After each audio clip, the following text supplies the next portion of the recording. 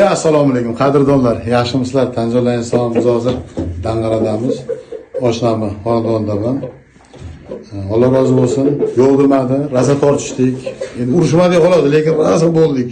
Bo'ladigan shu bo'ldi, yaxshi. 2 kishi bordi, bir bola qilib kelishtirib qo'ydi. Primo Germaniyadan tuxumi kelgan Oqtoyda.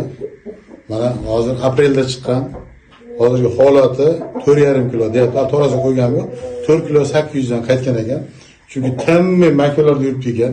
Ertamandan kechgacha oldik. Xudo xolasa shu Oqtoylarga, oq makkalarga xudo xolasa qo'shib, oq xo'roz ketib qoldi deb ko'pchilik xafa bo'layotdi. Mana o'rnini bosadigan xudo xolasa bugun ketyapti Danqaradan. Anvarjonga aloqaga chiqaverasizlar tuxumga endi mana. Keyin bu do'stimizdan tuxum olgan odamlar bor. Ilohim sizlarga bexato oshib chiqsin, och chiqqan bo'lsa bexato katta bo'lsin, chempionlar chiqsin. Endi oqqa qiziqadigan odam ham ko'p ekan. Ko'p, ishqibozlar ko'p. Hamma omadini bersin. Hali ishqi yo'q eshak dardi yo'q kelsa deydi-yu. Hali ko'pchilik negativlar xo'roz boqib nima bor, gunoh bu deydi. Boqinglar, shunga ovuninglar. Hali o'g'illik qilgan harom ishda shu ish yaxshi.